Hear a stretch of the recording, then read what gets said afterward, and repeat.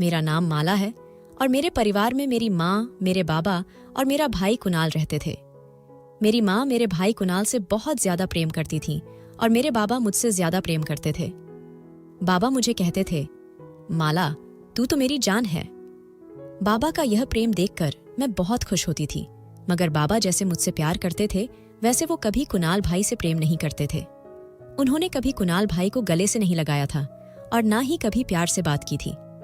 जब भी कुणाल भाई अपने स्कूल में टॉप करते तो माँ उन्हें बहुत सारा प्यार करती, उनकी पसंद का खाना बनाती और बाबा उन्हें बधाई देना तो दूर की बात, उन्हें मुस्कुराकर देखते तक नहीं थे। बाबा की यह नफरत कुणाल भाई को बहुत उदास कर देती थी। उस वक्त मैं बहुत छोटी थी, मगर कुणाल भाई को यूं उदास देखकर मैं भी दुखी हो जाती और उन्हें समझाकर कहती, क्या हुआ, बाबा प्यार नहीं करते तो माँ तो आपसे बहुत प्यार करती है। मेरी यह बात सुनकर कुणाल भाई कुछ सोचते और मुस्कुरा देते। फिर मैं कुणाल भाई से कहती, माँ मुझे आपकी तरह प्यार क्यों नहीं करती। कुणाल भाई तो वो मुझे चिढ़ाते और कहते, क्योंकि तुम माँ को मंदिर की सीढ़ियों पर मिली थी इसलिए माँ मुझसे ज्यादा प्रेम करती हैं। कुणाल भाई की बात सुनकर मैं बहुत रोती और नाराज हो जाती। बाबा को सारी बात कहती तो बाबा उल्टा कुणाल भाई पर गुस्सा होते और कहते, ऐसी बातें मेरी बेटी से मत किया करो वरना मुझसे बुरा कोई नहीं होगा। बाबा का गुस्सा और नफरत देखकर माँ बाबा से नाराज हो जाती और दोनों के खूब झगड़े होते। मैं और कुणाल भाई माँ बाबा को झगड़ते देखकर उदास हो जाते। कुणाल भाई मुझे उदास देखकर कहते, माला माँ बाबा तो हमेशा ऐसे ही झगड़ते हैं, तुम चलो हम कहीं जाकर खेलते हैं। कुणाल भाई मुझे वहां से लेकर चले जाते और हम दोनों बहन भाई एक दूसरे को बहलाने के लिए देर तक खेलते। ये तो हमारे बचपन की बात थी। हम दोनों बहन और भाई का बचपन लड़ते झगड़ते गुजर रहा था। ऐसे ही एक दिन मैं स्कूल से घर आई तो मुझे अपने घर में बहुत सारे लोग नजर आए। इतने सारे लोगों को अपने घर में देखकर मैं डर गई थी और कुणाल भाई के पीछे जा छुपी। फिर कुणाल भाई से पूछने लगी, इतने सारे लोग हमारे घर क्या कर रहे हैं और आप रो क्यों रहे हैं।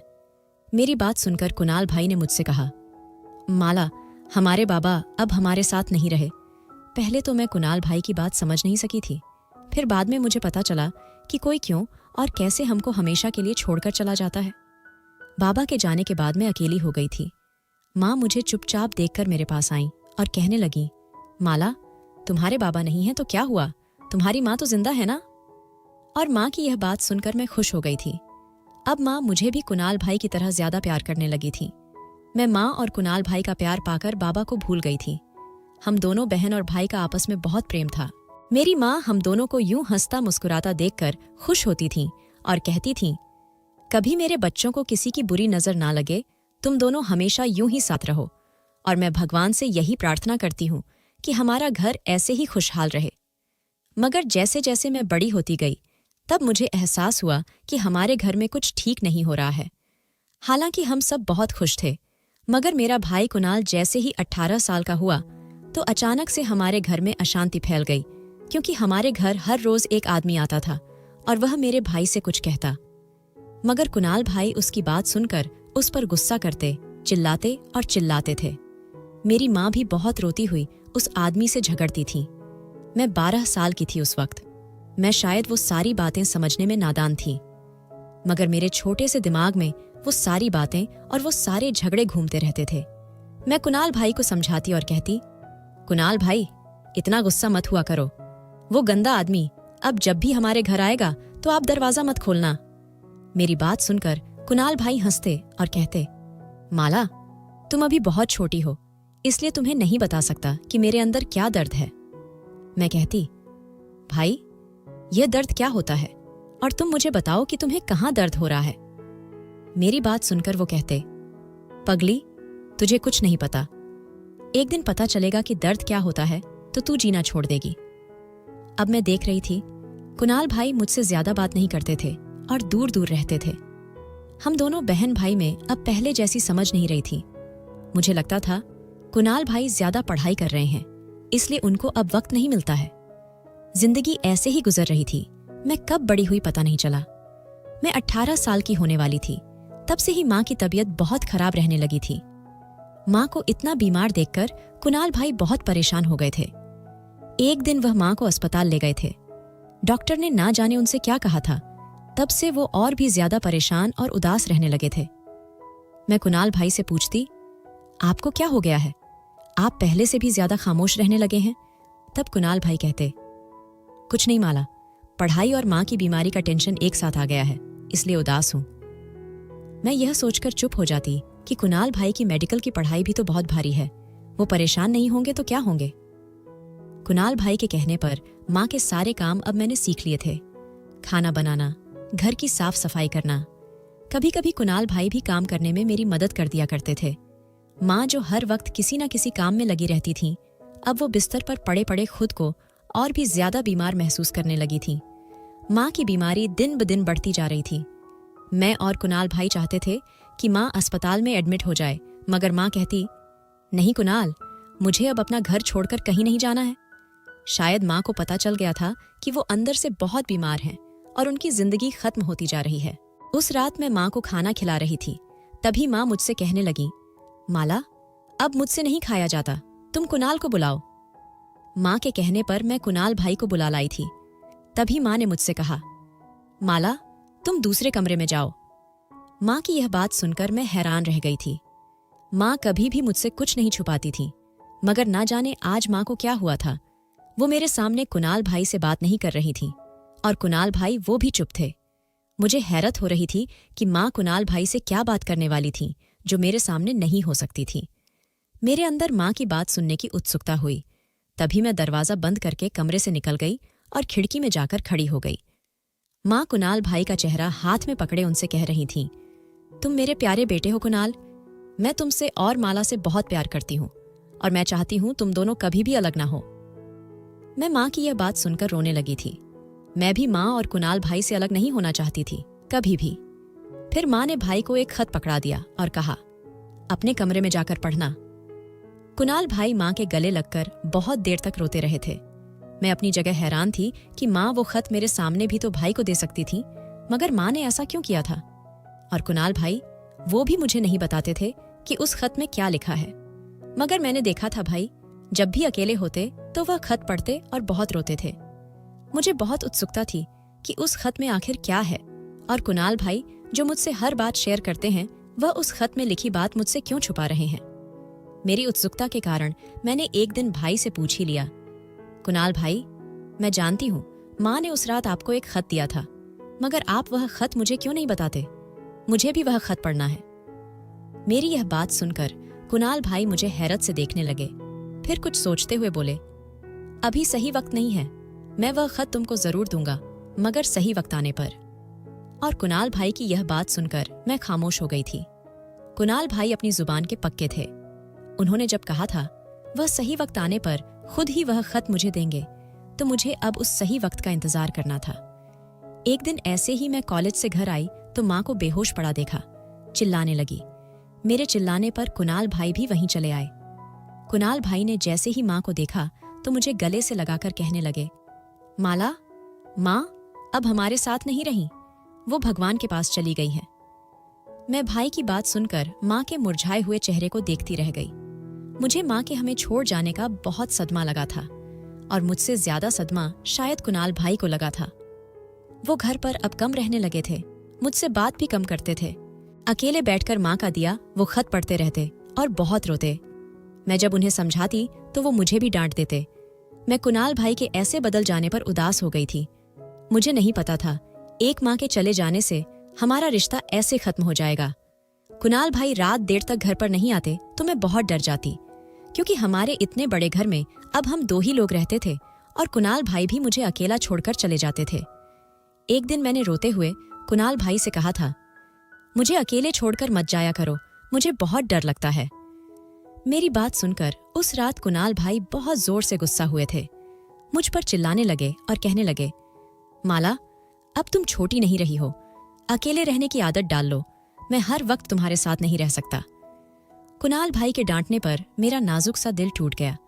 मैं कुणाल भाई के बदले हुए रूप को देखकर ज्यादा टूट गई थी।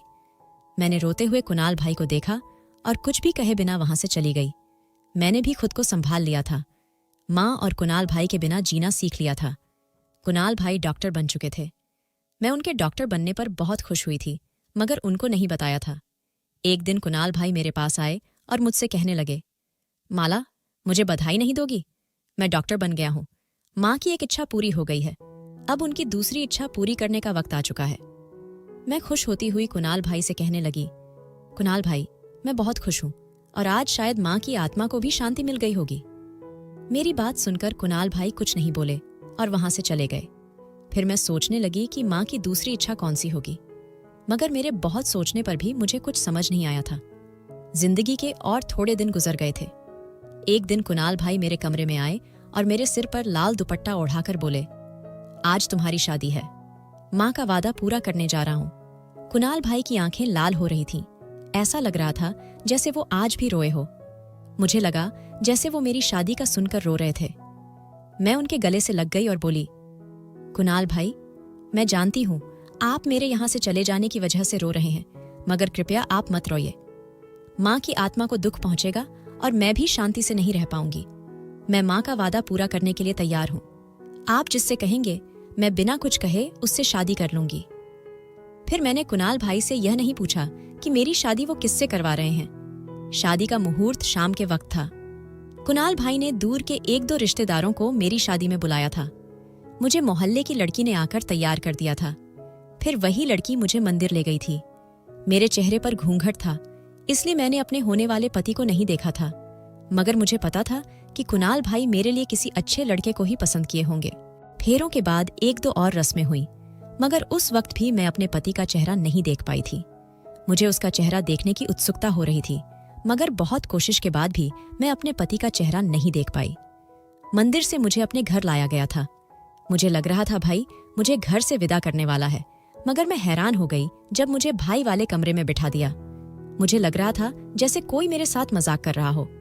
मैं अभी कुणाल भाई के पास जा रही थी, तभी कमरे का दरवाजा खोलकर कुणाल भाई अंदर आए थे। जैसे ही कुणाल भाई कमरे में आए तो मैं उन्हें अपने सामने देखकर हैरान रह गई और कहने लगी, कुणाल भाई, मैं आपके पास ही आ रही थी। मेरी बात सुनकर कुणाल भाई मुझसे रूखे अंदाज में पूछने लगे, क्यों, क्या हुआ? तुम क्यों मुझसे मिलना चाहती थी? तब मैंने उनसे कहा कि मेरा पति कहाँ है और मुझे आपके कमरे में क्यों लाए हैं। मेरी बात सुनकर कुणाल भाई का सिर झुक गया। वह शायद अपने आंसू पोंछना चाह रहे थे। मैं कहने लगी, कुणाल भाई, क्या हुआ? आपकी आंखें क्यों भीग रही हैं? क्या मैं इस घर से विदा होकर जा रही हूं, इसलिए आप उदास हैं और मुझसे नाराज हैं क्या? मेरी बात सुनकर वो मुझसे कहने लगे, माला, मुझे नहीं पता है जो कुछ मैं कहूंगा, वह शायद तुम्हें झटका भी दे सकती है, मगर सच ये है कि यह सब कुछ जो हुआ है वह माँ की आखिरी इच्छा थी। ये समझ लो, आज तुमने जो किया वो माँ की आत्मा को शांति पहुंचाने के लिए किया है। माँ का नाम सुनकर मैं दुखी हो गई। मुझे इतना तो पता था कि माँ को मेरी शादी की बहुत इच्छा थी। माँ चाहती थी कि कुणाल भाई की पढ़ाई के बाद मेरी शादी हो जाए, और मैंने आज अपनी माँ की इच्छा भी पूरी कर दी थी। शायद माँ की आत्मा को आज शांति मिलने वाली थी, मगर मुझे नहीं पता था कि कुणाल भाई जो कुछ कहेंगे उसके बाद मेरी आत्मा अशांत हो जाएगी। मैं कुणाल भाई के पास गई और कहने लगी, कुणाल भाई, आप जो कहना चाहते हैं कहिए, मैं सुन रही हूं।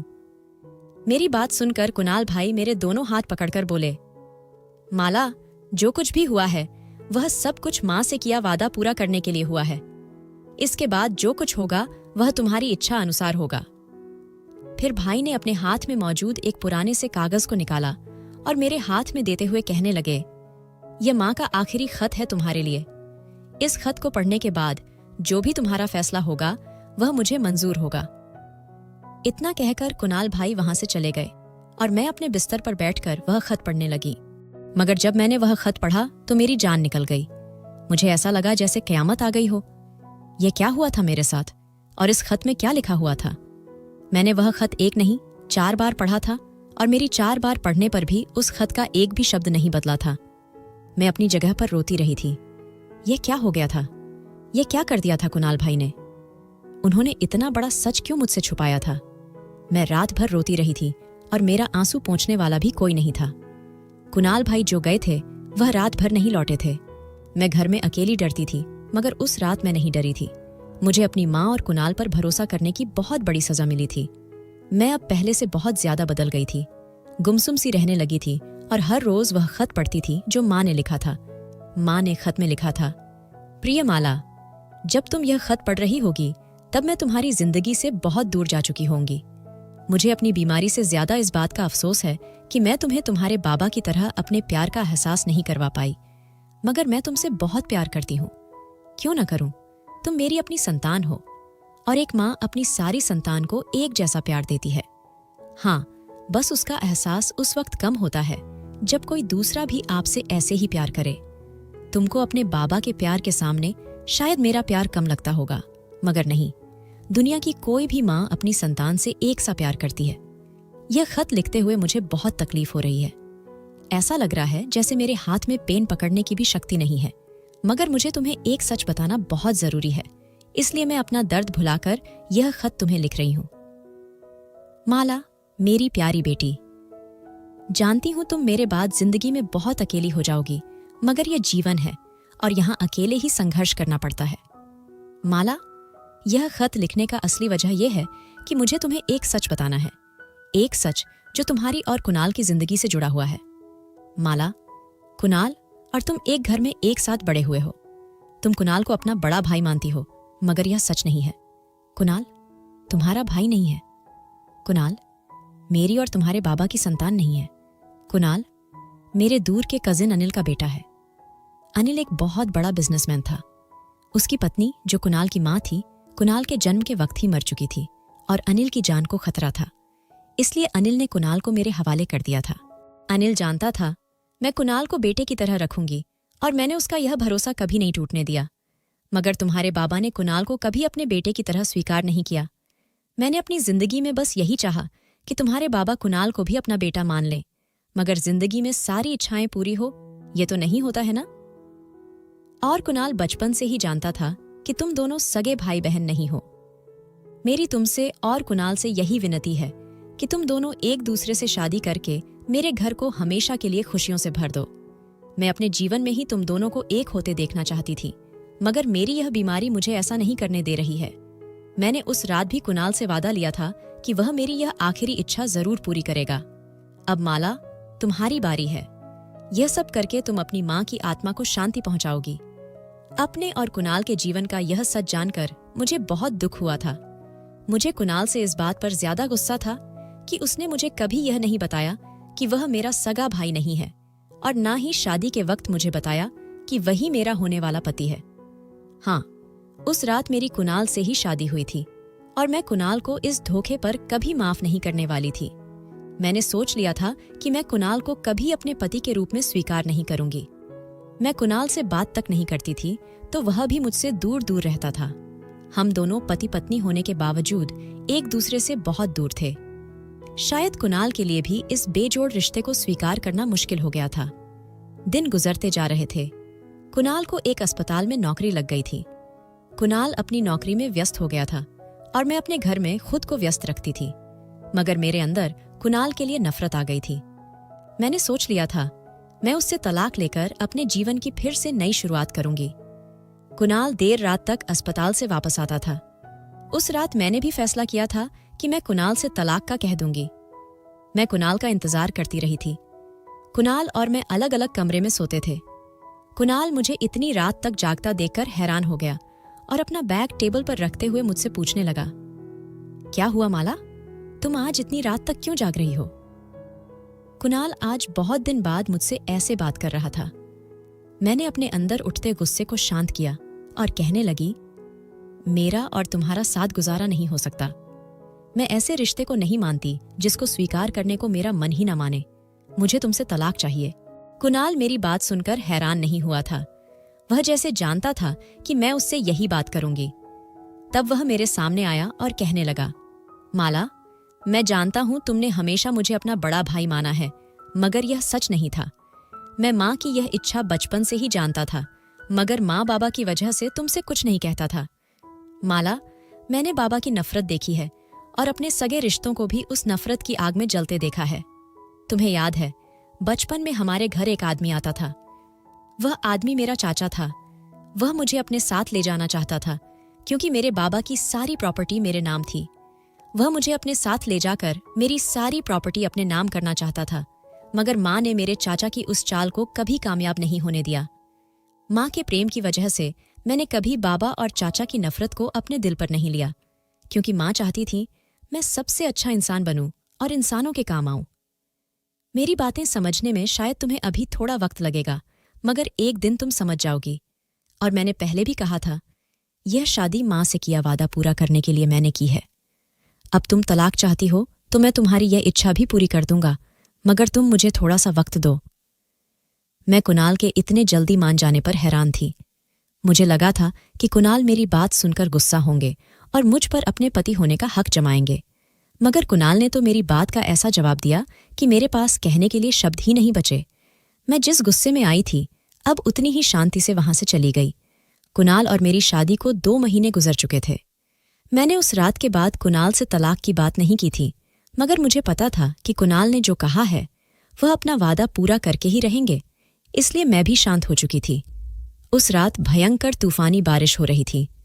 बिजली और बारिश के शोर से मेरे घर में अजीब सी आवाजें आ रही थीं। मुझे अपने कमरे में बहुत डर लग रहा था।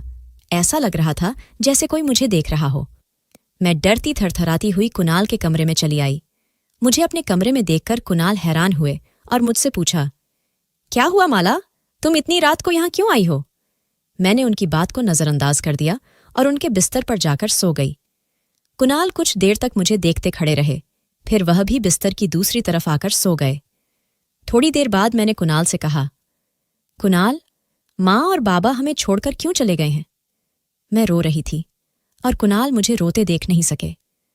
तब वह मेरे करीब आए और समझाते हुए बोले, माला, भगवान ने माँ बाबा की जिंदगी इतनी ही लिखी थी, मगर माला, तुम कभी ये मत समझना कि तुम अकेली हो। मैं हमेशा तुम्हारे साथ रहूंगा। मैं बहुत देर तक रोती रही और कुणाल मुझे समझाते रहे। उसी रात कुणाल ने मुझे बताया था कि माँ को कैंसर हुआ था और माँ ने अपनी इतनी बड़ी बीमारी की बात भी मुझसे छुपाई थी। माँ अपने आखिरी वक्त में इतनी तकलीफ में थी और मुझे पता भी नहीं चला था। मुझे माँ पर गुस्सा भी आ रहा था और उनकी तकलीफ का सोचकर दुख भी हो रहा था। उस रात के बाद से मैं और कुणाल एक ही कमरे में रहने लगे थे और एक दूसरे के साथ बिस्तर भी साझा करने लगे थे, मगर हमारे बीच की दूरियां पहले दिन जितनी ही थीं। अब मैं फिर से कुणाल के सारे काम करने लगी थी। कुणाल के लिए खाना बनाना, कपड़े आयरन करना और घर का सारा काम मैं ही करती थी। एक दिन कुणाल मेरे पास आए और मुझसे कहने लगे कि वे कुछ दिनों के लिए दूसरे शहर जा रहे हैं। इतना कहकर कुणाल चले गए। कुणाल को गए हुए 2 महीने गुजर चुके थे और मुझे हर पल उनकी याद आ रही थी। मुझे खुद हैरानी हो रही थी कि मुझे क्या हो रहा है, क्यों मुझे कुणाल याद आ रहे हैं। शायद मेरा दिल कुणाल को अपना पति मान चुका था। मैं कुणाल से प्यार करने लगी थी। कुणाल वापस आ चुके थे। उन्हें देखकर मैं बहुत खुश हुई थी, मगर मेरी खुशी उस वक्त राख में बदल गई जब कुणाल के साथ एक लड़की भी आई थी। कुणाल ने उस लड़की से मिलाते हुए कहा, ये डॉक्टर राधिका हैं और ये मेरे साथ काम करती हैं। राधिका बहुत सुंदर और मॉडर्न थी। कुणाल के साथ राधिका को देखकर मुझे बिल्कुल अच्छा नहीं लगा था। ऐसा लग रहा था जैसे राधिका कुणाल को मुझसे दूर करने आई है। मैं राधिका से जलन महसूस करने लगी थी। उन्हें कुणाल के साथ देखकर मेरा मन करता कि मैं पूरी दुनिया को आग लगा दूं। अब जब भी राधिका घर आती तो मैं खुद को कमरे में बंद कर लेती। कुणाल मुझे बुलाने आते तो मैं बहाना बना देती। राधिका हर शाम मेरे घर आने लगी थी और कुणाल भी उसके साथ रहकर बहुत खुश थे। उस रात मुझे बहुत बुखार हो रहा था। कुणाल फिर अपने साथ राधिका को ले आए थे। राधिका को देखकर मुझे गुस्सा आया और मैंने किसी चीज का ख्याल नहीं रखा और कुणाल के सामने ही राधिका से कह दिया, डॉक्टर राधिका, आपका अपना घर नहीं है क्या जो आप हर शाम दूसरों के घर चली आती है? और आप कुणाल से दूर रहा करें क्योंकि कुणाल मेरे पति हैं। मेरी यह बात सुनकर राधिका और कुणाल दोनों ही हैरान रह गए थे। कुणाल ने मेरी बदतमीजी पर मुझे डांटते हुए कहा, माला, ये क्या बदतमीजी है? राधिका से माफी मांगो। कुणाल ने मुझे कभी भी नहीं डांटा था, मगर राधिका की वजह से मुझे डांट रहे थे। मैंने रोते हुए कुणाल को देखा और राधिका से माफी मांगे बिना ही वहां से चली आई। मुझे खुद नहीं पता था कि मैं क्या कर रही थी। राधिका के जाने के बाद कुणाल कमरे में बहुत देर से आए थे। कुणाल के हाथ में एक कागज था। वह कागज देखकर मुझे झटका लगा। मैं अपने आंसू पोंछकर कुणाल के पास आई। कुणाल के चेहरे के हाव भाव देखकर लग रहा था कि वह बहुत गुस्से में हैं और अपना गुस्सा मुझ पर निकालने आए हैं। मैं कुणाल को ऐसे देखकर डर गई थी। मुझे लग रहा था कि कुणाल आज मुझे अपनी जिंदगी से हमेशा के लिए निकाल देंगे, मुझे तलाक दे देंगे। मेरा दिल अंदर से कांप रहा था मुझे बहुत रोना आ रहा था। कुणाल ने अपने हाथ में मौजूद वह कागज का टुकड़ा मेरी तरफ बढ़ा दिया। मुझ पर उस वक्त क्या क़यामत टूट रही थी, यह सिर्फ मुझे पता था। कुणाल ने सर्द लहजे में मुझसे कहा, माला, इस पेपर पर साइन कर दो। कुणाल की ये बात सुनकर मैं अपने आंसू पोंछते हुए कुणाल के गले लग गई। कुणाल अपनी जगह पर हैरान थे। मैंने कुणाल से रोते हुए कहा, क्या हुआ? मां के उस वादे का? आप तो बहुत स्वार्थी निकले कुणाल। मेरी उस बात को लेकर बैठ गए जो मैंने नादानी में की थी। कुणाल ने अपने दोनों हाथ मेरे इर्द गिर्द लपेटकर मुझसे कहा, क्या तुम मुझे बता सकती हो कि मैंने कौन सा स्वार्थ दिखाया है? तब मैंने कहा, उस रात मैंने ऐसे ही तलाक की बात की थी, क्योंकि मुझे आप पर और मां पर बहुत ज्यादा गुस्सा था। मगर अब मुझे आपसे दूर नहीं जाना है और ना ही ये घर छोड़कर कहीं जाना है। आप चाहें तो राधिका से दूसरी शादी कर सकते हैं, मगर मैं आपकी जिंदगी से कहीं नहीं जाऊंगी। मुझे तलाक नहीं चाहिए। ये सुनकर कुणाल ने मुझे खुद से अलग किया और कहने लगे थे, तुमसे किसने कहा कि मैं तुम्हारे कहने पर तुम्हें तलाक दे दूंगा? तुम एक क्या 1000 बार भी तलाक मांगती तो मैं तुम्हें नहीं देता, क्योंकि मैं तुमसे बहुत प्यार करता हूं। अब से नहीं, बचपन से। मां ने मुझे बचपन से हमारे रिश्ते की सच्चाई बता दी थी। और ये पेपर्स तलाक के नहीं हैं, इस घर के हैं। ये घर मैं तुम्हारे नाम करना चाहता हूं और मैंने हमेशा तुम्हें अपनी दोस्त माना है। मैं कुणाल की बात सुनकर खुश होने के बजाय उल्टा नाराज हो गई और कहने लगी, मगर आपका और राधिका का क्या सीन है? वो क्यों हमारे घर आती है? मेरी ये बात सुनकर कुणाल बहुत देर तक हंसते रहे। उनकी ये हंसी मुझे बहुत बुरी लग रही थी। मुझे गुस्से में देखकर कुणाल ने कहा, गुस्सा मत करो मेरी प्यारी पत्नी माला। राधिका तुम्हारी सौतन नहीं है। राधिका पहले से शादीशुदा है और वो बस काम के लिए हमारे घर आती थी। और उसे घर लाने का एक कारण ये भी था कि मैं तुम्हें जलन महसूस करा सकूं। कुणाल की ये बात सुनकर मैं उन पर और नाराज हो गई। कुणाल मुझे ऐसे मना रहे थे जैसे कोई रूठे बच्चे को मनाता है। कुणाल की सारी बातें सुनकर मेरे अंदर शांति आ गई थी। कुणाल तो बचपन से मेरे थे, फिर मैं क्यों उन्हें छोड़कर भगवान के इस फैसले को मिटा देती? जिंदगी के 3 साल गुजर चुके थे। मेरा और कुणाल का घर बहुत खुशहाल था। हमारा एक बेटा था जिसने हमारे जीवन को और सुंदर बना दिया था। दोस्तों, वीडियो कैसा लगा? कमेंट करके जरूर बताएं। वीडियो को लाइक और चैनल को सब्सक्राइब जरूर करें।